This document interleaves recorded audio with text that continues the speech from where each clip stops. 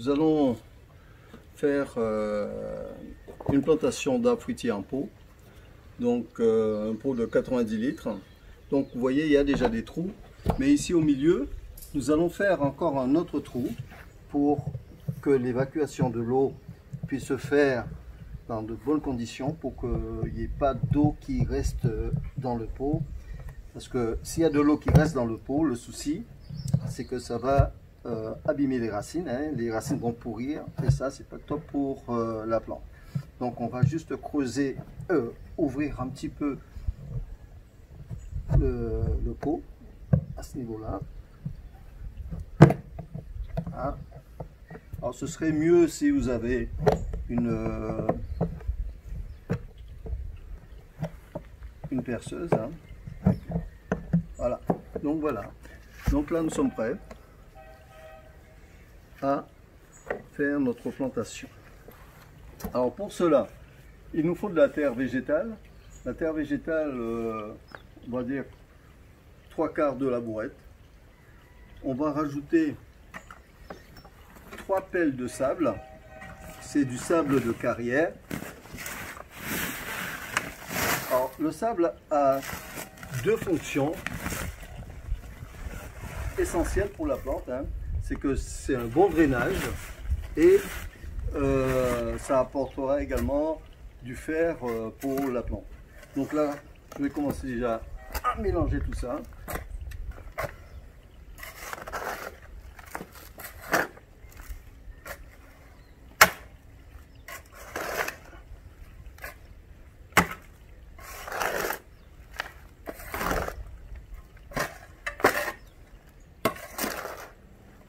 Voilà. Là, je vais rajouter une pelle de tuf, c'est du calcaire, voilà. Donc, et ce tuf là va apporter du calcium à la plante. Voilà, donc on va tout mélanger.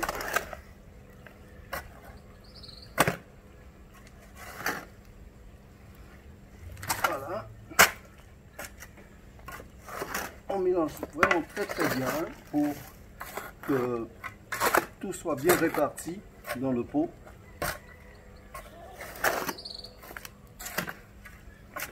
Alors petite astuce, on va rajouter 2 poignées de terreau. Voilà. Ça va apporter aussi des éléments pour la plante. Voilà. Donc tout mélanger ça.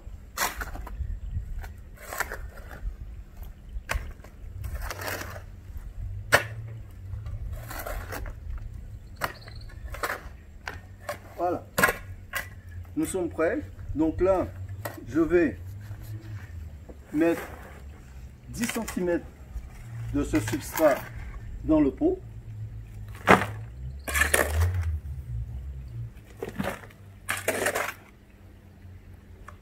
Voilà, 10 cm.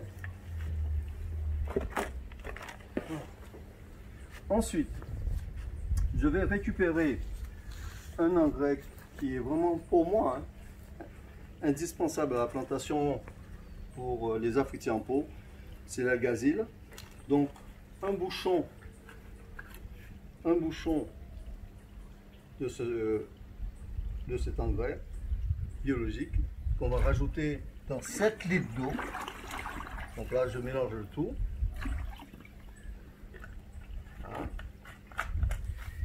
Ensuite, je récupère ma plante, donc j'ai acheté. Donc je vais enlever le pot sans désorganiser les racines. Donc pour cela, je vais tapoter. Voilà. Donc là, on regarde, les racines sont bien. Donc là, je vais tremper dans l'algazile. Alors comme c'est mouillé, je ne vais pas le laisser trop longtemps, parce que sinon ça va tout enlever la motte. Donc là, je maintiens dessous. Donc, vaut mieux le faire sec. Voilà. Donc là, l'algazile va bien pénétrer. Et si vous avez des petits papillons blancs, ben, ça les enlève aussi. Donc, ça, c'est vraiment très intéressant. Donc, je viens déposer au milieu la plante.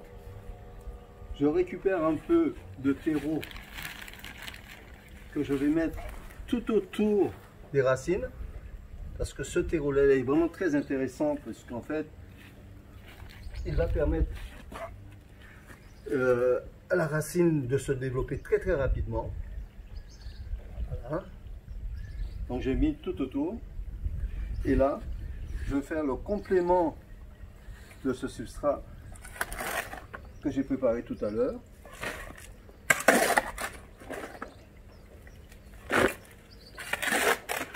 Voilà.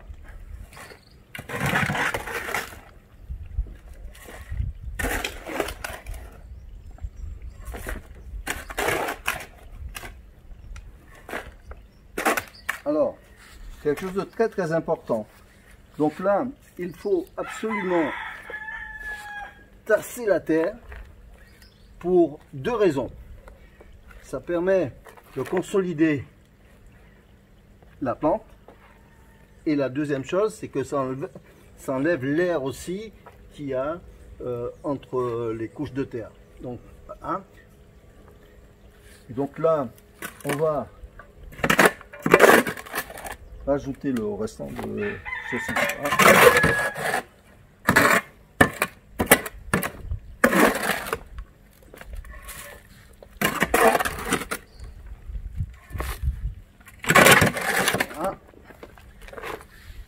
Voilà. Donc comme vous pouvez le constater, là, j'ai rempli le pot jusqu'à la motte de la plante. Voilà, donc il ne faut pas aller au-delà, parce que si vous faites du hors-sol complet, le souci, c'est que si vous remplissez votre pot entièrement, les racines vont monter et vous n'aurez pas suffisamment de substrat à apporter à la plante. Donc c'est pour ça qu'il faut garder un tiers de vide, comme je l'ai montré là, et rajouter au fur et à mesure que les racines vont sortir, vous rajoutez une petite couche de terre pour éviter que les racines soient à l'air. Voilà, donc là, notre plante est prête à être déposée dans l'endroit où on a désigné pour sa fructification. Donc là, je peux rajouter un tout petit peu de terreau dessus, ça ne fera pas de mal. Voilà, deux petites poignées, plus largement, voilà, comme ça. La plante part avec tous les éléments, et les oligo-éléments pour sa croissance, sa floraison et sa fructification. Donc, vous voyez, c'est pas très compliqué. Alors, normalement, je vois, il y a souvent les gens, lorsqu'ils plantent, ils vont beaucoup arroser. Ça, je le déconseille. Vous pouvez arroser, par exemple, comme ce que je vais faire à l'instant. Vous mettez juste deux petites poignées d'eau pour juste humidifier la terre. Voilà. Voilà. Donc là, j'ai juste humidifié. Voilà, comme ça, la plante va retrouver un petit peu d'humidité. Et vous faites ça à peu près tous les jours, hein, en petite quantité pendant 5-10 jours maximum.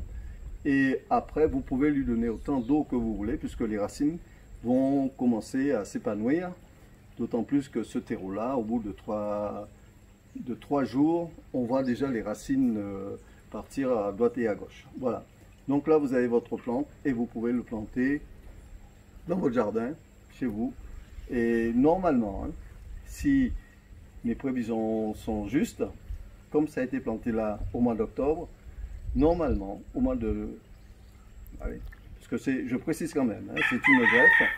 Normalement, au mois de janvier, vous devez déjà avoir des fleurs. Voilà.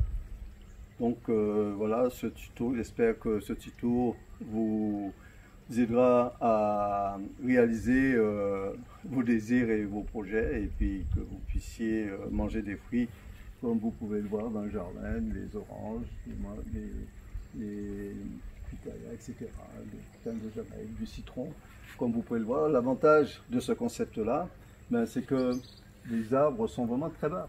Les citrons ont un enfant de allez, 2 ans, 1 an, de cueillir des citrons. Ça, c'est l'avantage des arbres fruitiers en pot. Et l'autre avantage, c'est que le fait que ce soit en pot, le stress hydrique va permettre à la plante de produire quand même beaucoup plus longtemps.